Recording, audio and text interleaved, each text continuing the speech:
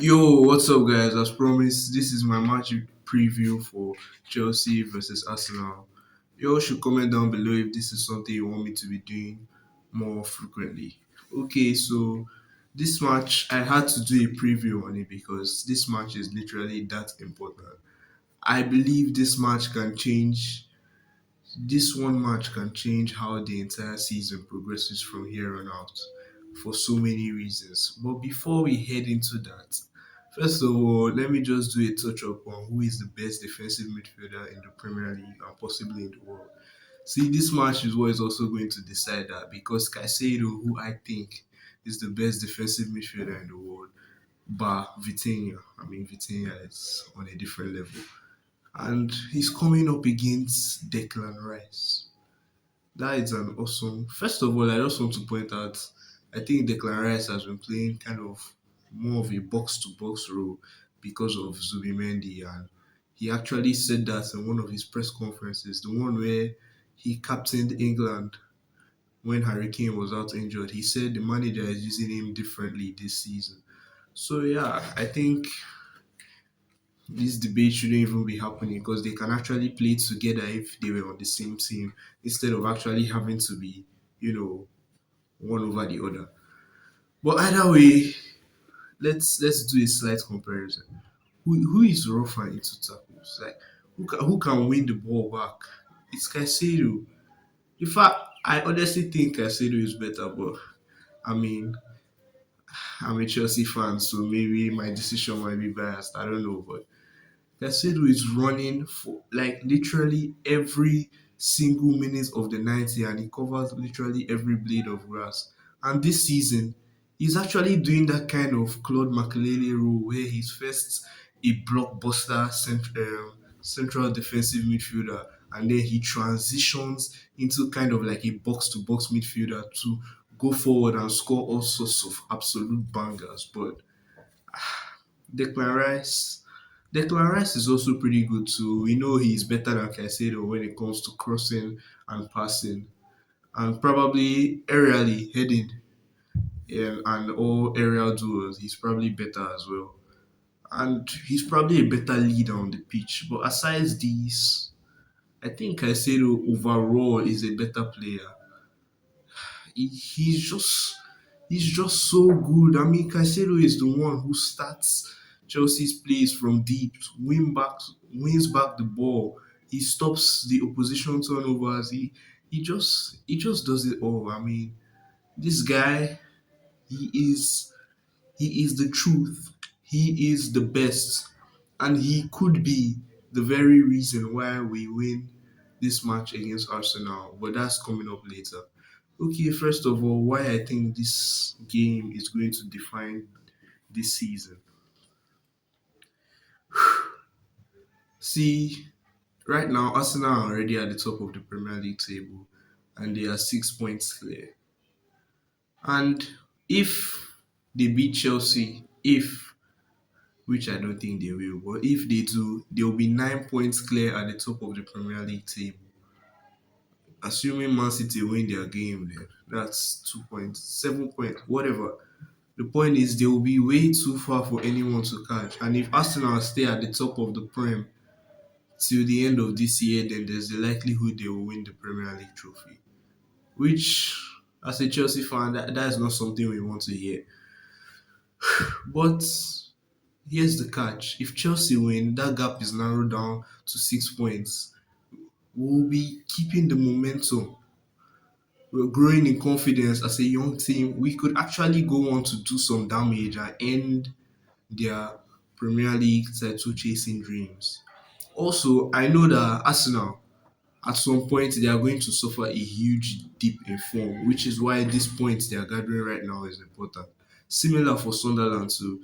Eventually, Sunderland are going to get to the place where they should be as a team that has just been promoted. And you all are going to say it. None of you should come at me now. Come back in the next like 3 months and then we'll talk. Anyway, so at that time, the points they have gathered now is what's going to keep them up there, and then they'll be doing their usual draw, draw, draw, draw. And before you know it, they might just win the Premier League. But if Chelsea holds them now, now that it's not too late, they might actually put like a foot in their faces, and then that will just give Chelsea the momentum to go on and win it. Yeah, I'm saying it because I believe Chelsea can win the Premier League this season. And Liverpool and Man City both are down. This is the chance that Chelsea need.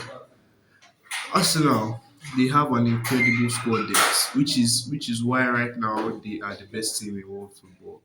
Their squad depth is unbelievable. If their player gets injured, bro, they can just slap. Bro, their two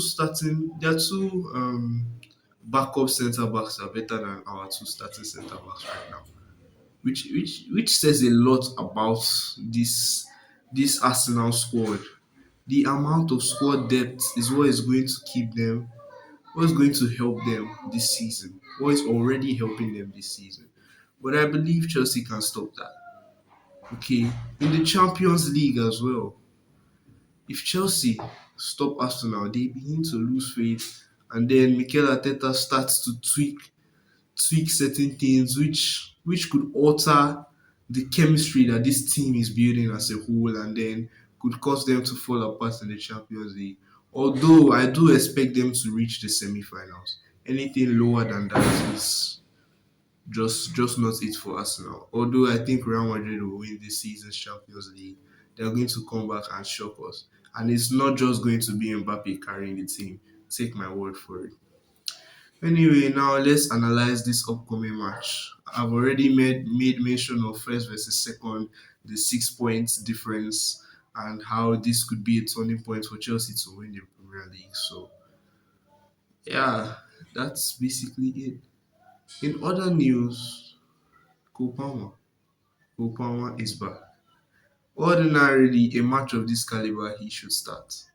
He should definitely start. But yeah, my dad made mention of one fact, and it's that Arsenal are a physical group.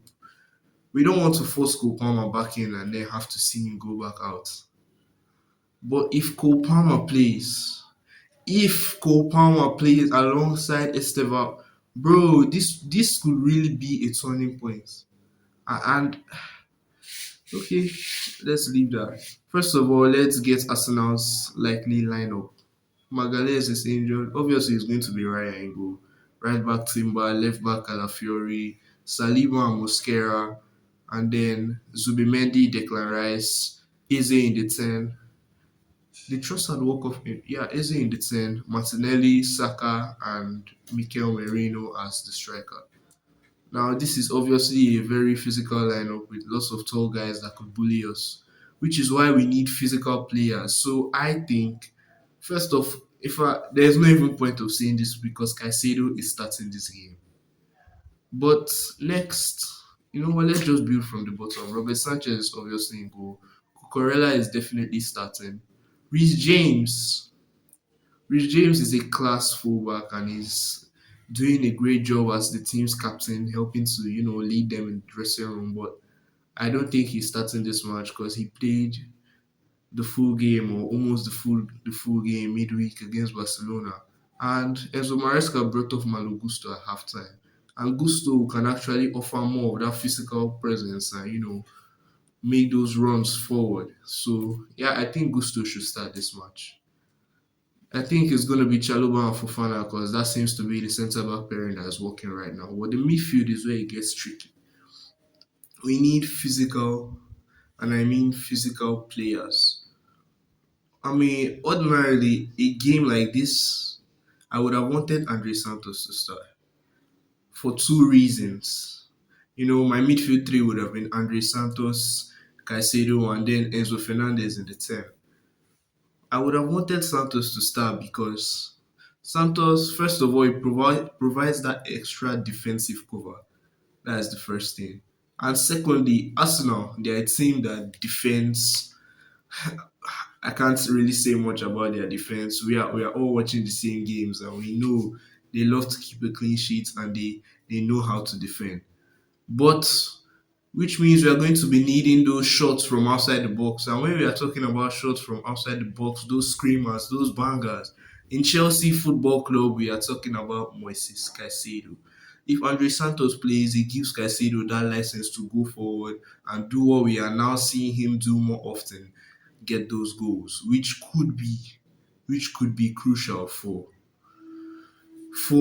this win. So yeah, my lineup: Andre Santos, Caicedo, Enzo Fernandez. On the right wing is going to be Esteban Willian.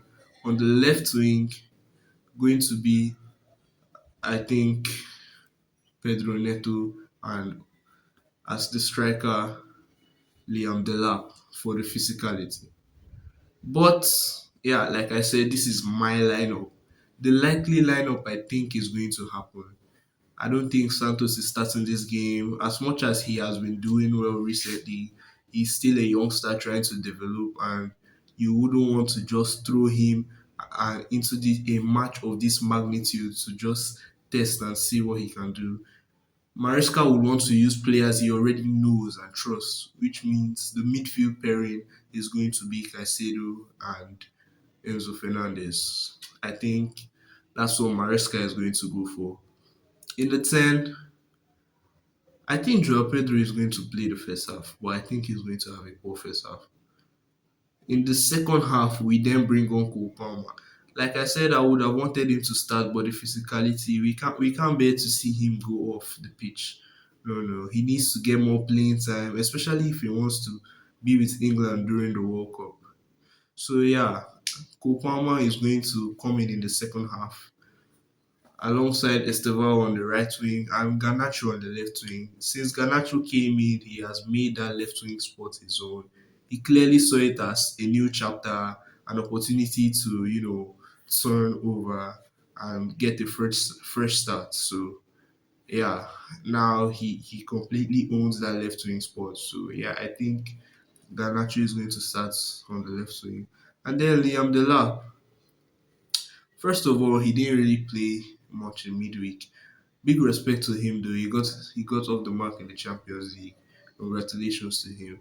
So yeah, he's probably going to start Liam Delap as the striker.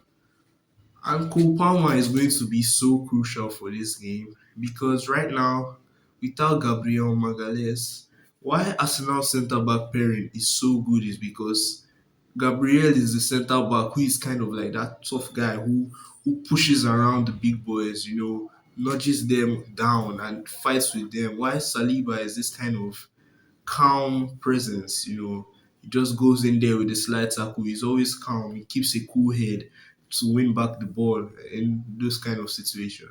Without Gabriel there, Mosquera, let's be honest, he's not a Gabriel. This means we need a technically gifted player to be able to just make those passes through the line since there's not going to be that pressure of someone trying to force an injury or something. Yeah, without Gabriel, this gives the opportunity for a player like Cole Palmer to just toy with the centre backs and set up a goal for his teammates. I think, as I already said in my last video, Chelsea will win this match 2-0. One early goal, one late goal. Cole Palmer is going to set up the second one. When I say late, I don't mean too late. I think 79th minutes, thereabouts. Cole Palmer is on the pitch. He plays a through pass and then I don't know, someone's going to score. I don't know who is going to score, to be honest. The first goal, I think Liam Delap is going to batter around the centre backs and then play a pass to someone who is running infield. Um, and that person is going to score the goal.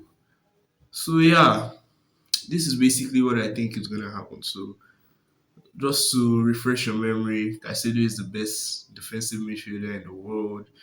This match could see Chelsea go on to win the Premier League and my Chelsea starting 11. So yeah, that's all for today, guys. And if you enjoyed this type of videos or you want to see more of this, feel free to leave it in the comments down below.